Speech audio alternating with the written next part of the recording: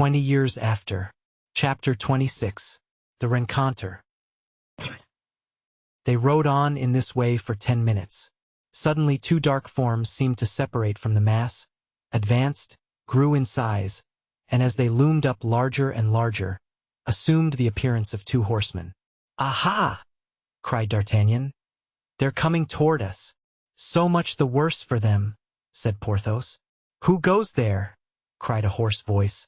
The 3 horsemen made no reply, stopped not, and all that was heard was the noise of swords drawn from the scabbards and the cocking of the pistols with which the 2 phantoms were armed. "Bridle in mouth," said D'Artagnan. Porthos understood him, and he and the lieutenant each drew with the left hand a pistol from their bolsters and cocked it in their turn. "Who goes there?" was asked a second time. "Not a step forward, or you're dead men." "Stuff!" cried Porthos, almost choked with dust and chewing his bridle as a horse chews his bit. "Stuff and nonsense. We have seen plenty of dead men in our time." Hearing these words, the 2 shadows blockaded the road, and by the light of the stars might be seen the shining of their arms. "Back!" shouted D'Artagnan, "or you are dead." 2 shots were the reply to this threat. But the assailants attacked their foes with such velocity that in a moment they were upon them. A 3rd pistol shot was heard, aimed by D'Artagnan, and one of his adversaries fell. As for Porthos, he assaulted the foe with such violence that, although his sword was thrust aside, the enemy was thrown off his horse and fell about 10 steps from it. "Finish, Mouston, finish the work!" cried Porthos, and he darted on beside his friend, who had already begun a fresh pursuit. "Well," said Porthos. "I've broken my man's skull," cried D'Artagnan. "And you?" "I've only thrown the fellow down. But hark!" Another shot of a carbine was heard. It was Mousqueton, who was obeying his master's command. "On! On!" cried D'Artagnan. "All goes well. We have the first throw." "Ah! Ha!" answered Porthos. "Behold, other players appear." And in fact, 2 other cavaliers made their appearance, detached, as it seemed, from the principal group. They again disputed the road. This time the lieutenant did not wait for the opposite party to speak. "Stand aside!" he cried. "Stand off the road!" "What do you want?" asked a voice. "The Duke!" Porthos and D'Artagnan roared out both at once. A burst of laughter was the answer, but finished with a groan. D'Artagnan had, with his sword, cut in 2 the poor wretch who had laughed. At the same time Porthos and his adversary fired on each other, and D'Artagnan turned to him. "Edre, you've killed him, I think." "No, wounded his horse only." "What would you have, my dear fellow? One doesn't hit the bullseye every time. It is something to hit inside the ring." "Oh, parbleu! What is the matter with my horse?" "Your horse is falling," said Porthos, reining in his own. In truth, the lieutenant's horse stumbled and fell on his knees. Then a rattling in his throat was heard, and he lay down to die. He had received in the chest the bullet of D'Artagnan's first adversary. D'Artagnan swore loud enough to be heard in the skies. "Does your honor want a horse?" asked Mousqueton. "Zounds! Want one!" cried the Gascon. "Here's one, your honor." "How the devil hast thou 2 horses?" asked D'Artagnan, jumping on one of them. "Their masters are dead. I thought they might be useful, so I took them." Meantime Porthos had reloaded his pistols. "Be on the qui vive!" cried D'Artagnan. "Here are 2 other cavaliers." As he spoke, 2 horsemen advanced at full speed. "Oh, your honor!" cried Mousqueton. "The man you upset is getting up." "Why didn't thou do as thou didst to the first man?" said Porthos. "I held the horses. My hands were full, your honor." A shot was fired that moment. Mousqueton shrieked with pain. "Ah, sir, I'm hit in the other side, exactly opposite the other. This hurt is just the fellow of the one I had on the road to Amiens." Porthos turned around like a lion, plunged on the dismounted cavalier, who tried to draw his sword. But before it was out of the scabbard, Porthos, with the hilt of his, had struck him such a terrible blow on the head that he fell like an ox beneath the butcher's knife. Mousqueton, groaning, slipped from his horse, his wound not allowing him to keep the saddle. On perceiving the cavaliers, D'Artagnan had stopped and charged his pistol afresh. Besides, his horse, he found, had a carbine on the bow of the saddle. "Here I am!" exclaimed Porthos. "Shall we wait, or shall we charge?" "Let us charge them," answered the Gascon. "Charge!" cried Porthos. They spurred on their horses. The other cavaliers were only 20 steps from them. "For the king!" cried D'Artagnan. "The king has no authority here," answered a deep voice, which seemed to proceed from a cloud. So enveloped was the cavalier in a whirlwind of dust. "'Tis well, we will see if the king's name is not a passport everywhere," replied the Gascon. "See!"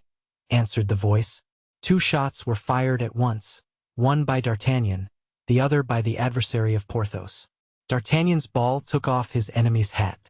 The ball fired by Porthos's foe went through the throat of his horse, which fell, groaning.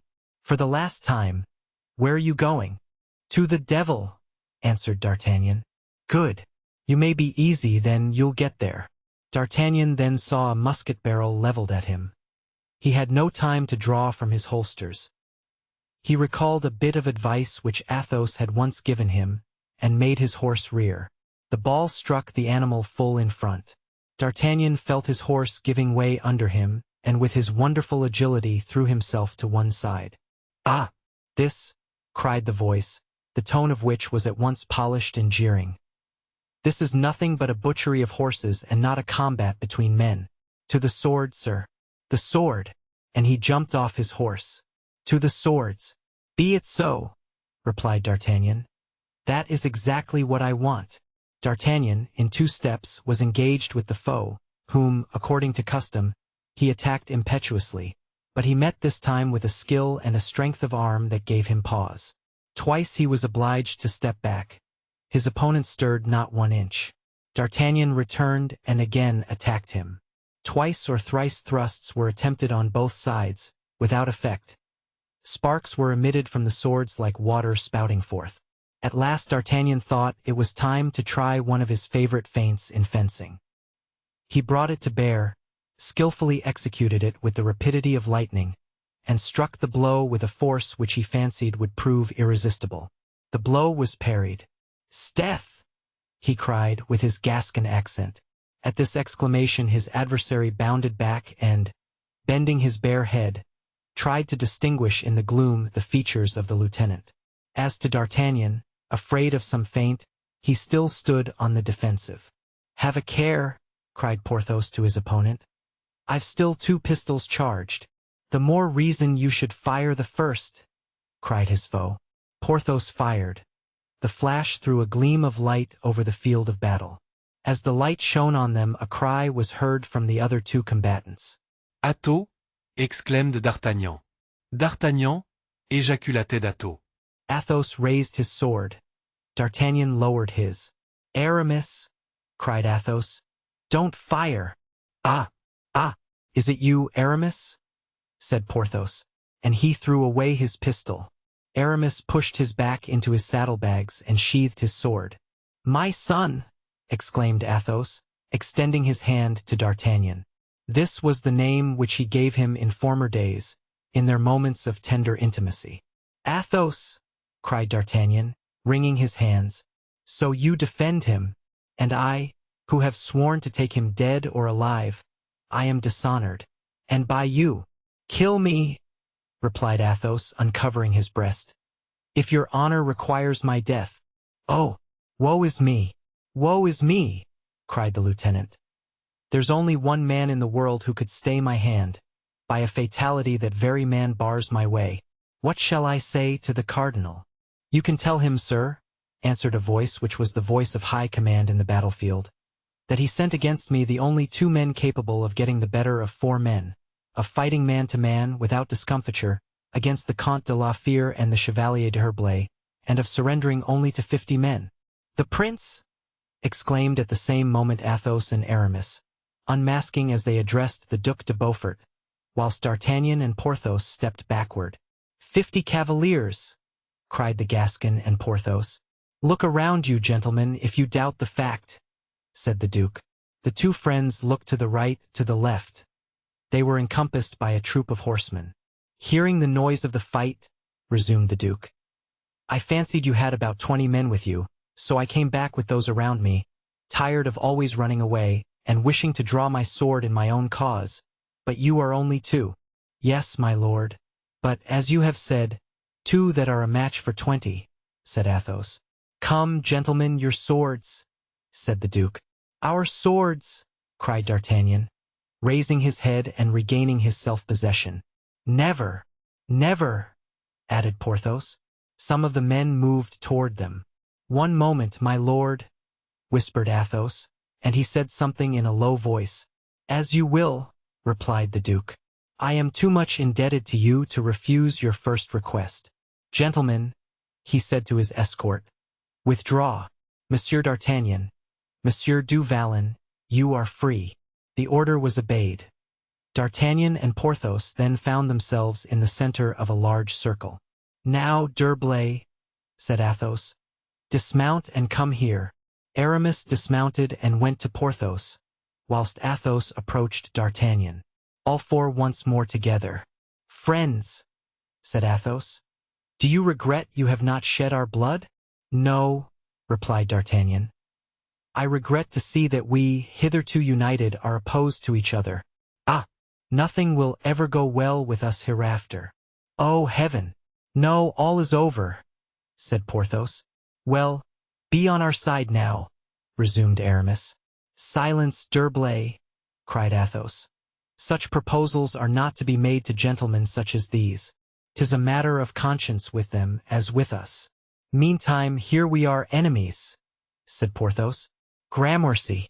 Who would ever have thought it? D'Artagnan only sighed. Athos looked at them both and took their hands in his. Gentlemen, he said, this is a serious business and my heart bleeds as if you had pierced it through and through. Yes, we are severed. There is the great, the distressing truth, but we have not as yet declared war. Perhaps we shall have to make certain conditions, therefore a solemn conference is indispensable. For my own part, I demand it, said Aramis. I accept it, interposed D'Artagnan proudly. Porthos bowed, as if in assent. Let us choose a place of rendezvous, continued Athos, and in a last interview arrange our mutual position and the conduct we are to maintain toward each other. Good! The other 3 exclaimed. Well, then, the place? Will the place royal suit you? Asked D'Artagnan. In Paris. Yes. Athos and Aramis looked at each other. The place royal, be it so, replied Athos. When? Tomorrow evening, if you like. At what hour? At 10 in the evening, if that suits you. By that time we shall have returned. Good. There, continued Athos, either peace or war will be decided. Honor, at all events, will be maintained. Alas, murmured D'Artagnan, our honor as soldiers is lost to us forever. D'Artagnan, said Athos gravely, I assure you that you do me wrong in dwelling so upon that. What I think of is that we have crossed swords as enemies. Yes, he continued, sadly shaking his head. Yes, it is as you said, misfortune indeed has overtaken us. Come, Aramis. And we, Porthos, said D'Artagnan, will return, carrying our shame to the cardinal. And tell him, cried a voice, that I am not too old yet for a man of action. D'Artagnan recognized the voice of de Rochefort. Can I do anything for you, gentlemen? Asked the Duke. Bear witness that we have done all that we could. That shall be testified to, rest assured. Adieu. We shall meet soon, I trust, in Paris, where you shall have your revenge. The Duke, as he spoke, kissed his hand, spurred his horse into a gallop and disappeared, followed by his troop, who were soon lost in distance and darkness. D'Artagnan and Porthos were now alone with a man who held by the bridles 2 horses. They thought it was Mousqueton and went up to him. What do I see? Cried the lieutenant. Grimaud, is it thou?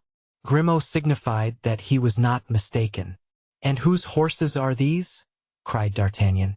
Who has given them to us? Said Porthos. The Comte de la Fere.